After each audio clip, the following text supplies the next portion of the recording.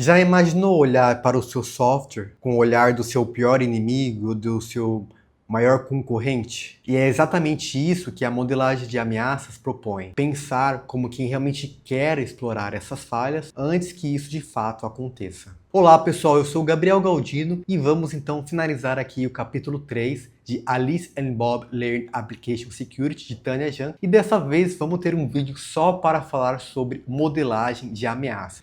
Claro, desde a perspectiva da Tanya Janka, já que existe uma grande literatura que fala sobre esse tema, formas como cada profissional, como cada empresa, como cada grupo de pessoas pensam em implementar a modelagem de ameaça. E quando desenvolvemos software, geralmente a gente foca mais no que o cliente solicitou. Nesse caso, a gente pode até pensar nos stakeholders, garantindo que essas funções requisitadas, elas de fato sejam atendidas. Porém, é sempre importante a gente se perguntar se o que a gente está construindo vai ser utilizado apenas para o que se propõe. Ou seja, se alguém utilizar esse botão para fazer algo malicioso. É aí que entra a modelagem de ameaças, um processo para identificar potenciais riscos e garantir que existam defesas adequadas para mitigar esses riscos. E antes de a gente falar mais do conceito formal de modelagem de ameaças, vamos pensar de maneira mais simples, de maneira informal. Aqui a Tânia traz essa discussão para a gente pensar, por exemplo, no que é mais valioso da sua aplicação e como alguém pode querer roubar esse bem mais valioso. Pode ser um dinheiro, pode ser dado, ou além de roubar, tentar manipular, como constranger, negar acesso, ou exibir uma mensagem ou algo que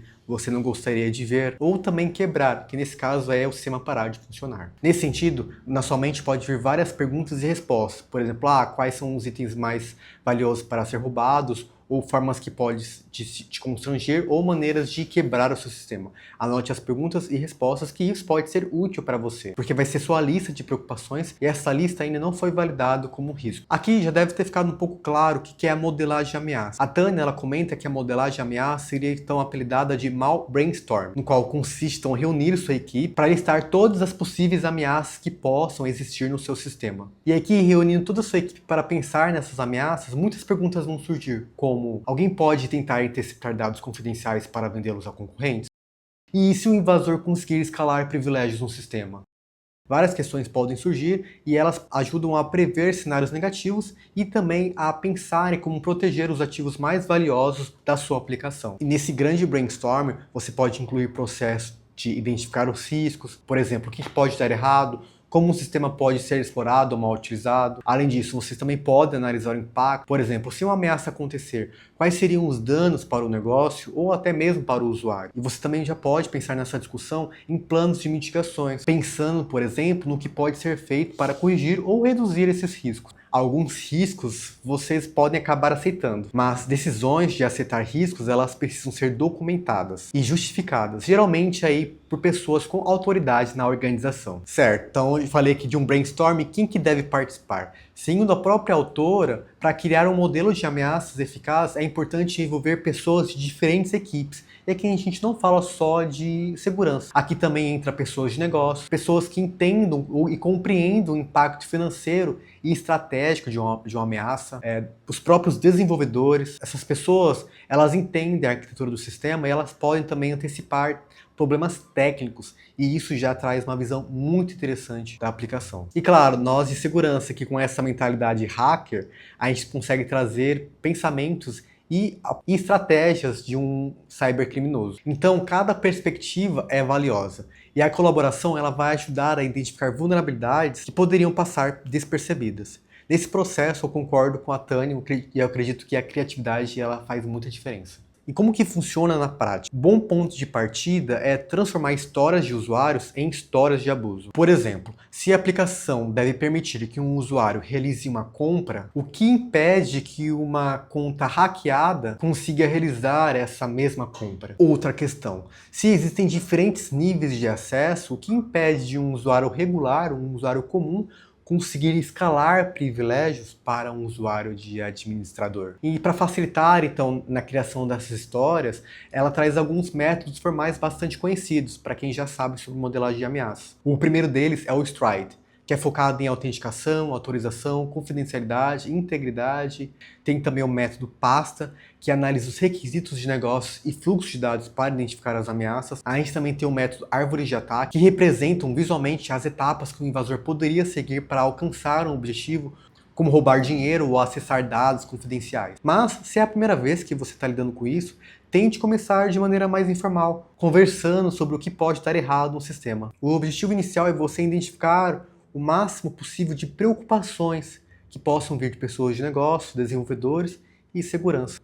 Certo, você conseguiu então listar essas preocupações. Agora, como classificar os riscos? Como entender que uma preocupação ela precisa ser prioritária em relação à outra? Aqui a autora fala sobre você classificar em termos de probabilidade. Quão provável é que isso aconteça? E também em impacto. No caso, quão prejudiciais seriam? Usar categorias como alto, médio, baixo, ou até mesmo sistemas como o CVE, que usa uma escala de 1 a 10, pode te ajudar nesse início. Um exemplo de alta probabilidade e alto impacto. Um invasor pode acessar dados confidenciais facilmente, causando prejuízos financeiros e de reputação, exigindo então uma resolução rápida. Agora, baixa probabilidade e baixo impacto. Um erro menor que não afeta o negócio pode ser monitorado sem ação imediata. Então, depois de você fazer essa lista de preocupações e classificá-las, você terá uma lista clara de prioridades e vai permitir que a equipe foque no que realmente é importante. Eu falo isso porque dependendo do cenário, você vai ter uma lista interminável. Então, priorizar aqui é a chave. Agora, o que fazer com os riscos identificados e priorizados? Aqui entra então a etapa de planejamento. Primeiro, mitigar, você corrigir ou eliminar as vulnerabilidades identificadas. Com isso, você também pode monitorar, acompanhar esses riscos que, embora menores, ainda precisam ser controlados. Entende por que a modelagem de ameaças é importante?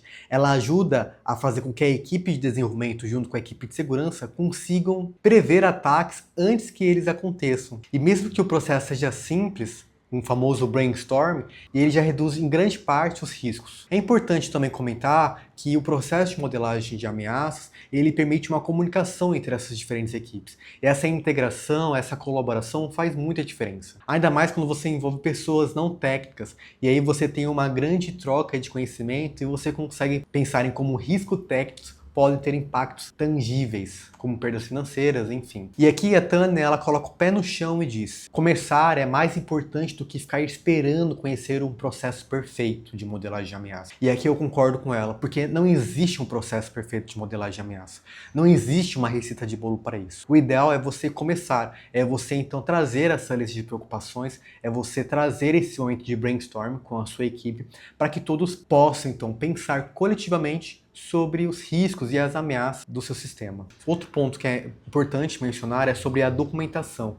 O processo de modelagem ele deve ser documentado de forma clara, especialmente as decisões que vocês forem tomar em relação ao que foi classificado. Tudo isso, obviamente, com a aprovação da gerência. Esses registros eles são muito importantes porque nós, meros mortais, como desenvolvedores ou analistas de segurança, a gente não tem um poder como da gerência para aceitar riscos. Dessa maneira, sempre procure documentar e também obter a assinatura dessa pessoa de nível C, sobre essas decisões que podem impactar aí nos riscos, na segurança da sua aplicação. Fazer isso pode ser bastante importante, necessário, caso ocorra um incidente de segurança no futuro, ou se você precisar se justificar porque certos riscos foram aceitos. E nesse momento do livro, a autora Tânia Jank, ela compartilha uma história bem legal, no qual ela fala de uma experiência de uma sessão de modelagem de ameaça que ela participou. Nessa sessão, ela perguntou a 2 devs o seguinte: se você fosse a hackear sua própria aplicação, como faria isso? Depois de uma pausa, um deles revelou que havia um módulo de administração que tinha sido feito para o acesso remoto, algo que não estava documentado em nenhum lugar. Esse módulo acabou sendo uma grande falha de segurança.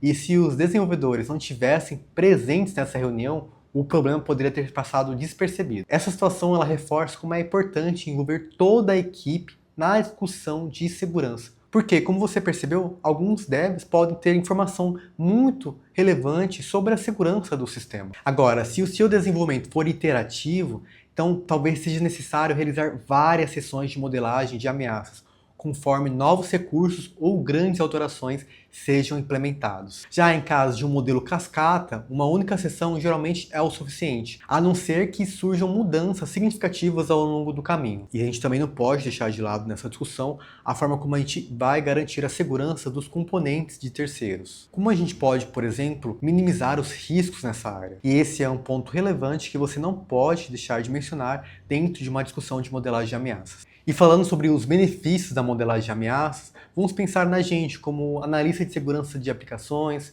ou como uma pessoa de desenvolvimento que trabalha como um security champion. Quais são os benefícios? Quando você envolve desenvolvedores e a equipe de infra nessas sessões de modelagem de ameaças, você não só melhora a consciência de segurança desses profissionais, mas também abre a porta para novas ideias. E esse tipo de colaboração é fundamental para construir relacionamentos dentro da empresa, que é muitas vezes a base para a segurança de aplicações. Agora, se você é um dev ou uma pessoa de DevOps, participar dessas sessões pode ser aí uma experiência valiosa para vocês. Ao discutir as falhas e também se colocar dentro de uma perspectiva de um invasor, pode fazer com que você pense em soluções mais criativas. Além disso, com essa experiência pode acabar despertando o seu interesse por segurança. Agora, para mim ficou claro o porquê da Tânia Janca deixar a discussão de modelagem de ameaças logo no final do capítulo 3, na etapa de design. A fase de design ela vai um passo além da etapa de requisitos. É aqui onde você define como o sistema vai funcionar. O design, então, transforma os requisitos em uma estrutura prática, detalhando como as diferentes partes do sistema devem se conectar e interagir. Nessa fase, também a gente decide como implementar requisitos de segurança, como o isolamento de funções críticas, a segregação de dados e a proteção do código-fonte. Por isso que a modelagem de ameaças é tão importante nessa etapa de design. Porque a modelagem de ameaças é quando você já tem então um desenho de como o seu software vai funcionar. E a partir desse desenho, você então faz o que a Tânia já comentou de brainstorm, que outras vertentes podem dizer outros nomes para essas reuniões, essas sessões de modelagem de ameaça. E com isso você já pensar nos principais riscos, nas principais ameaças e entender, por exemplo, quais serão os controles de segurança que você deve construir junto com aquilo que você já pensou anteriormente nos requisitos funcionais. É aqui no design que a gente se antecipa então às principais ameaças.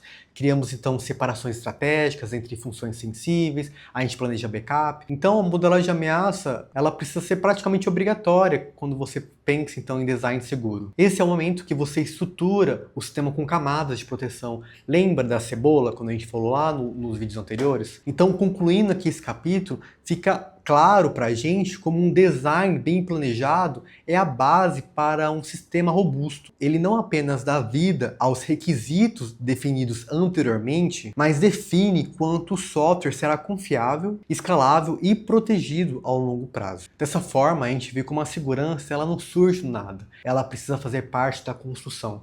Ela precisa fazer parte do desenho do software. E com isso, a modelagem de ameaças pode te ajudar muito. Obrigado por ter assistido até aqui. Finalizamos então o capítulo 3. Agora te vejo no capítulo 4. Já peço aqui para você se inscrever no canal, compartilhar o vídeo nas suas redes sociais, na sua empresa. Obrigado e até a próxima.